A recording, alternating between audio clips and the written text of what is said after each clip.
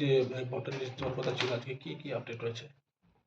আজকে ইলেকশন কমিশনের guideline wise SIR প্রসেসটা, সেটা সমস্ত হিয়ারিং কমপ্লিট হওয়ার পর, তারপর সব ডকুমেন্ট চেক করার পর ভোটার লিস্ট পাবলিশ হলো। এবং সেটাতে আছে যাদের নাম আছে, প্লাস নামের নিচে সব মেনশন করা আছে, যাদের ফাইনাল রোলে গিয়েছে, যাদের নাম ডিলিট হয়েছে এবং যাদেরটা জুডিশিয়াল রিভিউতে আছে, সবগুলোই মেনশন করা আছে। কিরকম সংখ্যা হতে পারে ডিলিটের ব্যাপারটা?